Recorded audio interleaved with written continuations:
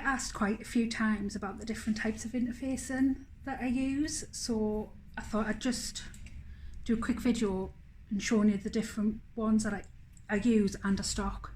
So these ones here are all woven interfacings, and these ones here are non-woven interfacings and stabilizers. So all of them are fusible. The woven interfacing all needs to be fused on a high temperature for around about 10 to 15 seconds with no steam. And then the non-woven interfacings need to be fused again on a reasonably high temperature with lots of steam. That's what helps them stick.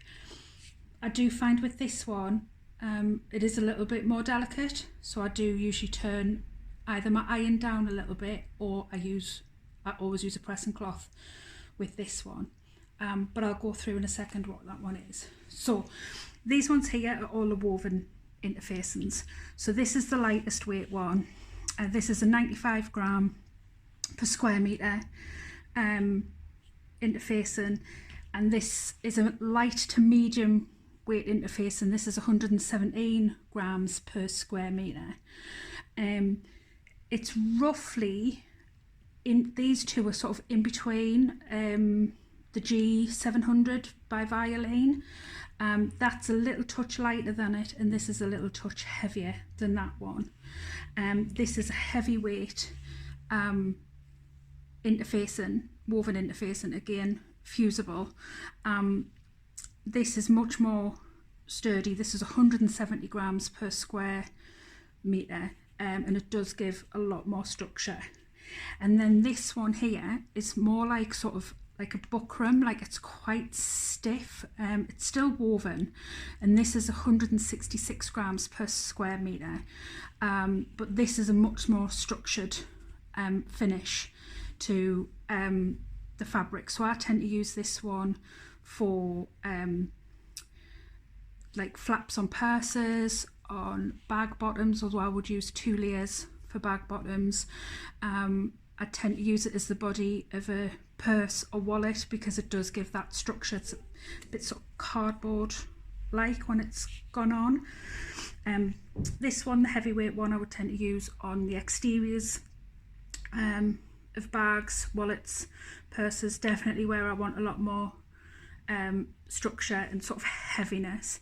And then these two I would sort of tend to use on linens because they are much more lightweight, unless I was using very, very heavy sturdy fabric that maybe had a little tiny bit of stretch in it that I wanted to kind of stabilize, but I didn't want to give it any more bulk or any more thickness. I might use one of the lighter weight interfacings just to give it that little bit more structure as opposed to thickness.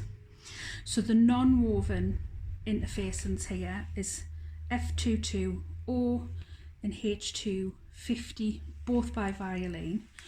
I would tend to use these on card slots, zipper pocket facings. I wouldn't tend to use it for sort of creating like an entire bag because it can crease quite a lot and it's a bit more unforgiving, but because it does crease, it's perfect for using for card slots and such like, where you do want a crease and you do want that crease to stay in. So those are the two that I would use. The difference is just the heaviness. I think this is about 43 grams per square metre, this is about 62 grams per square metre. And then we've got Decovil light, which again is fusible as well.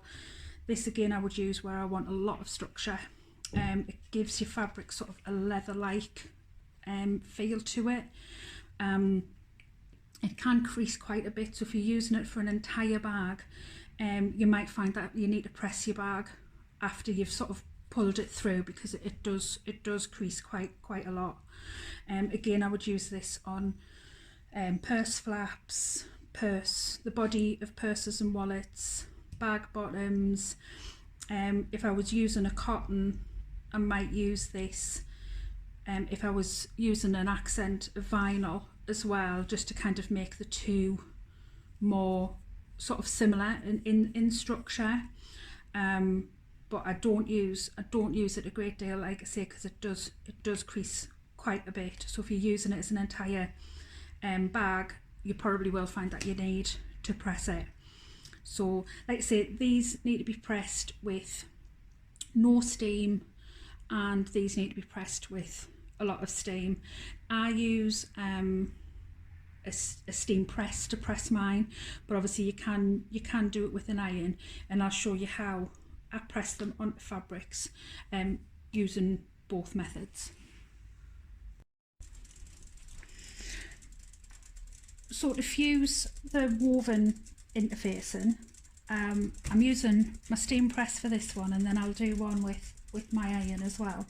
But this is mostly what I use for fusing all my interfacing. I literally got it off Facebook Marketplace about 4 years ago for about 25 quid.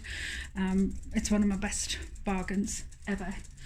So what I do is I always place my fabric in first and just give it a quick press just to make sure there's no creases in it. Obviously you can do that with your iron as well. I then place over my interfacing with the glue side down, so I would have the right side of my fabric down, so the wrong side up, and the glue side of my interfacing facing down, so the right side of the interfacing is facing up. Now I do always use a pressing cloth as well. This is just a Teflon sheet I got off Amazon, and then I put the lid down and let it press for around about 10 seconds. This one will beep after about 8 seconds, so I'll let it beep a couple of times, and then I know I need to lift it up, and then I turn it over and I press it from the right side again with my pressing sheet over. So I press it from both sides. I always just use a pressing sheet just to protect the fabric and the interfacing from any glue that might be on like the plate of the iron, just to sort of protect the fabric if it's, you know, because it needs to be quite warm. So that is my lightweight interfacing fused. One thing that I can do sometimes as well, if I just want to make sure that it's all properly fused, is I just use my clapper. I'll just bring you down a little bit. It's just this big wooden block, and I just go over and press down just to make sure that there's no bubbles or anything in that interfacing, and then I would leave that piece to cool completely before I went ahead and used it, just to make sure that that glue is completely adhered, it's completely cooled down, and it's reset. So I would leave it for at least 20 to 30 minutes before I use it. So using the iron to attach the interfacing to the cotton, place the cotton right side down, wrong side up, and then place the interfacing glue side down to the wrong side, and then I have my steam switched off, and I'll just literally place and hold the iron for again around about 10 seconds in each place, and then I will literally lift up and move my iron when I do my first presses, because what I don't want to do is I don't want to stretch this cotton. If I'm pressing by dragging it across the back of the interfacing, I run the risk of possibly stretching the cotton and the interfacing out. Once it's all adhered, I will kind of give it a rub over just to make sure it's adhered, and then I'll turn it over. I don't always use a pressing mat cloth like I do on the steam press, because I can see on my iron if there's anything on it that would mark, and my iron doesn't tend to get as hot as what the steam press does. So I press from both sides, sometimes just go back over again just to make sure it's well adhered, and pressing down to make sure that that glue is all completely melted and adhered to the cotton. And then I can do the same again and using the clapper just as it cools, just to make sure that that is all fully adhered. Do excuse my slightly grubby pressing mat. It is, I've had it a very long time and it is well used and it is in need of being replaced. So that is the cotton interfacing adhered with the cotton via an iron. So when I'm adhering the non-woven interfacing, if I'm using my steam press, it does have the option for steam, but I don't ever have it filled with water because it leaks. So again, I would have fabric right side down. I would put the interfacing with the glue side down, and I would just give it a little spray with some water and then press, and it'll act the same way as the steam. Obviously you don't want to saturate it, you just want to give it a little bit on each side. So again, I always use the cloth when I'm pressing on with my steam press because it does get extremely hot. And then I do exactly the same as if I'm pressing and interfacing the woven fabrics, and I'll do it on both sides. And once that's been done on both sides, then take it off, and again can just use my clapper just to make sure that that is fully adhered and I've got no spots where the glue hasn't melted and hasn't been stuck to the cotton.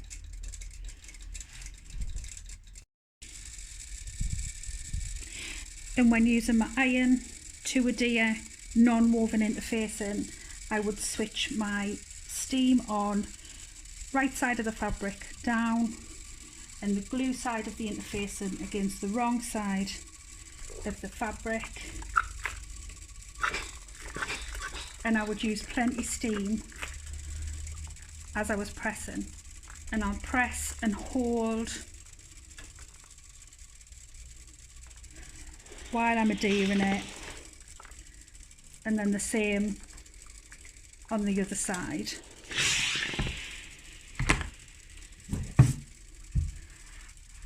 And then using the clapper just to make sure that it's adhered in all areas and there's no bits that aren't stuck down.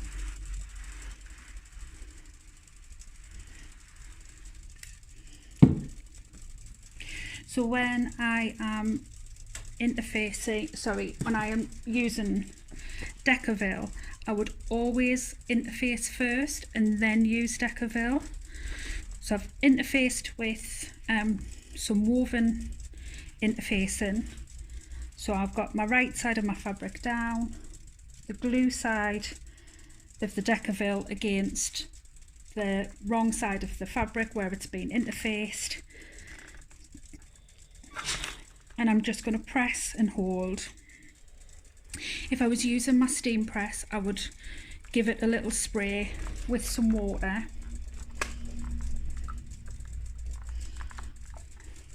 And then I'll turn over and just make sure it's adhered from the other side as well.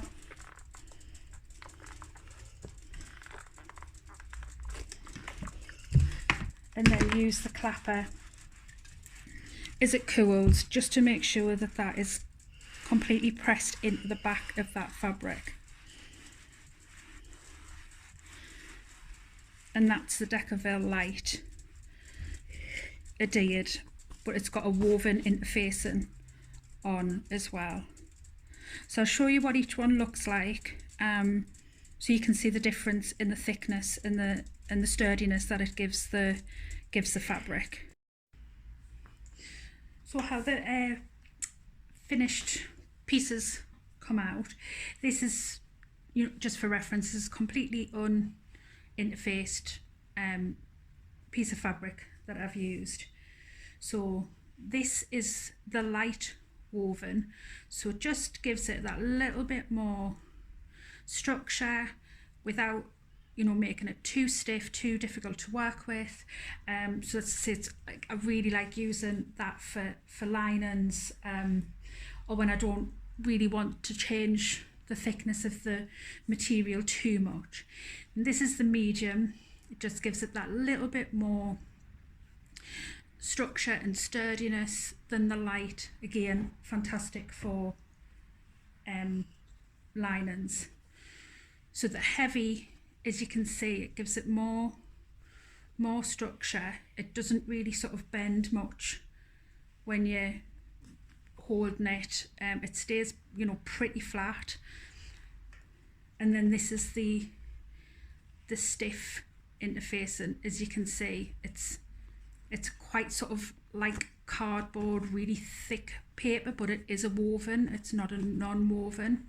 So as I say, it's quite good for where you do need a bit more sturdiness wallets, such like bottom of bags, although I would use 2 layers, probably with the heavy first and then 2 layers of the stiff, and it does give it a lot of structure.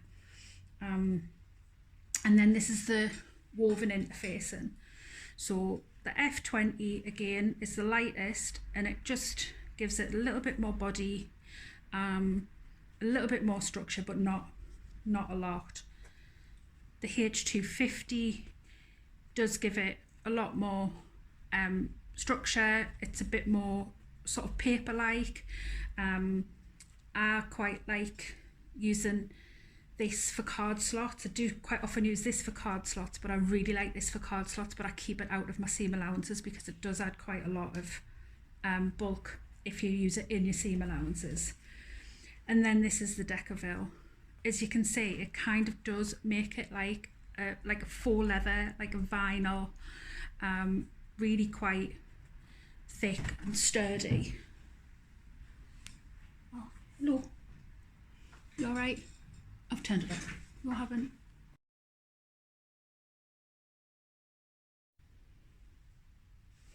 So that's all the pieces interfaced, and the different thicknesses and weights, just to show you the difference as well between the woven and the non-woven. Obviously, if you sort of screw it up, it does crease, but then that will press out no problem. Now with the woven, you can see how much more, sorry, this non-woven, you can see how much more that creases against the woven, and it's much harder to press out. Those creases sort of stay in, hence one of the reasons why these are so much better for things like card slots. So if I just sort of put the crease in there, you can see how much more that crease stays in the non-woven as opposed to the woven. So that's why the non-woven is so much better for card slots and sort of zipper facings, you know, so that you get a nice crisp line on the opening for your zipper facings. So I hope that's been helpful. Like I say, this is all of the interfacings that I use, and also I do stock on my website. I'll put a link in the description down below. I do use a cordless iron, so I get asked about that quite a bit, so I'll put a description to the link that I got that from, because I actually do really like that iron. It's probably the first iron that I've had that I do actually really like. So like I say, I hope that's been helpful. Anybody's got any questions, please feel free to drop me a message or post the comments down below, and I'll answer them. Thanks for watching.